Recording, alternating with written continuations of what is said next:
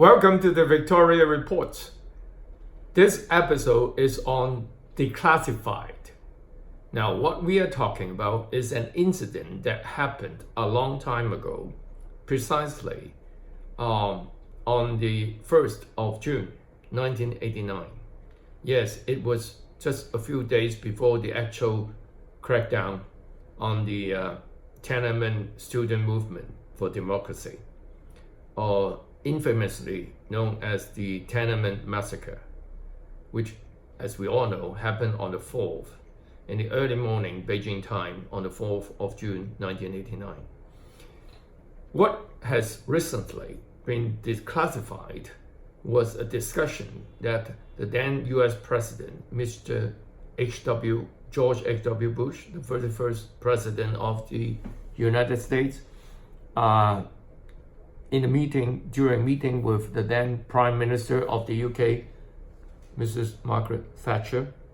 So what was on their mind, and what was actually on the mind of most of the leadership of the Western world, was the events in Beijing. So what did they talk about that only now we know? According to the information, the president stressed that it was important to avoid rhetorical overkill because apparently he was blamed for not appearing more sympathetic and supportive to the students in Tiananmen Square. So he believes that because the UK, and he said that, not Thatcher, he said that, both the UK and the US had very important strategic interests in China. So any direct interference in Chinese affairs would be resented. And resented by whom? Obviously, he meant resented by the Chinese government. So he did not want to drive the Chinese, in his own words, we did not want to drive the Chinese into the arms of the Soviets. And then the Prime Minister commented that if the president had encouraged the students, then any subsequent clampdown would be blamed on something. Now, after the blamed on, there was a redacted roughly 100 words in black. So we had no exact idea what Thatcher was trying to say. But I think with common sense that logically we guess that she was in agreement with the US president that he had to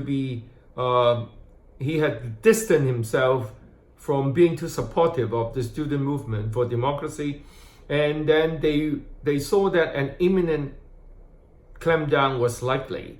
And if that happened, and if he was before the clampdown, if the president was appearing too supportive to the student movement, then he would get the blame. Now then, I think this is what it meant. Now the next thing that Bush said after the redacted 100 words roughly was that he could not figure out who was likely to come out on top. And the Western world had to live with the Chinese and avoid interfering in their internal affairs. And the Prime Minister commented that the people in Hong Kong were much disturbed by the developments in China, which they feared could have implications for the implementation of the Joint Declaration. By that, of course, she meant the Joint Declaration that was signed not too long ago. It was signed in the December of 1984, and when they had this meeting, it was in June 1989, so it was not that long ago. And then, but then in the end, she said she nevertheless agreed that the president's position was the only sensible one to take. Now, what was George H.W. Bush's decision? His decision was to do nothing, to distance from the student movement, to not appear to be getting any blame for inciting. Now that was his own words. He used the word incite, for inciting the demonstrations. So what everything that he was emphasizing was do nothing. And why? Because the Chinese would not like it. I mean, the Chinese government would not like it. Now, these things were very confusing and contradicting if you look at it, right? He was not sure who would get on top. Obviously, there was a perceived power struggle between the reformists led by Zhao Ziyang and the people who were the hardliners led by Li Peng, right? And there was a likely to be a power struggle. And there was not only a power struggle for power, there was different ideologies. One that was more easily pro-democracy, liberal, pro-Western. And the other one was hardliners, more like Maoists and Leninists, whatever the combination, but it was more autocratic, if not totalitarian. So, but then he did not know who would come on top. So let's stay away. Whoever come on top, he could not upset the Chinese people. By that, he meant upsetting the Chinese leadership, or the Chinese communist leadership, right? Because why not upsetting them? Because according to Bush's logic, if you upset the Chinese Communist Party, they would fall into the arms of the Soviet Union, and then they would gang up against the Western world. Now, this was really ridiculous, because with the background of Bush as a previous head of the CIA, and also he spent a long time after the sort of rapprochement of Richard Nixon as the first director of the liaison office of the US government in Peking at that time, before the normalization of diplomatic relationship between the two countries. Now, so he, with his profound knowledge of China under the communist rule, and also his experiences as the head of the US intelligence, then he was believing that the Chinese would fall into the arms of the Soviets if we upset them in 1989. That was already more than 3 years after Thatcher met with Gorbachev the first time and said that I can do business with this gentleman. And it was way after the launching of the glasnost and perestroika by Gorbachev himself. And then we had upheavals and changes in the whole Eastern Bloc. We have the solidarity movement gaining the upper hand, and the Soviet Union making it adamant that they would not interfere with whatever happening in places like East Germany and Poland, right? So all this liberalization, all this were gaining speed and momentum. And then the Soviet Union was very much different from the Soviet Union of the Cold War days.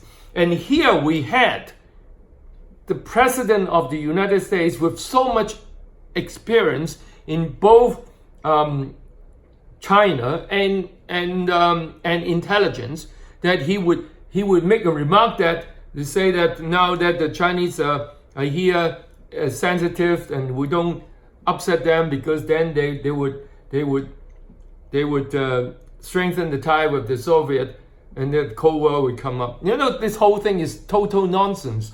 But I don't believe a person as experienced and as intelligent as Bush would behave in such a naive way. I think that was just a facade of what he's trying to do. And what kind of strategic interest we're talking about, right?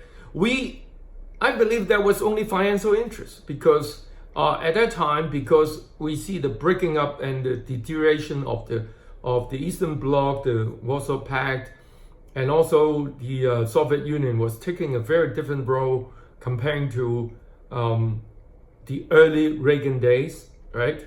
So we're not talking about the balance of power. We're not talking about world peace. We're talking about US financial interests in China, because after Deng Xiaoping came to power in 1979, he was the paramount leader of China, and China was going full speed in opening its doors and taking money from the world.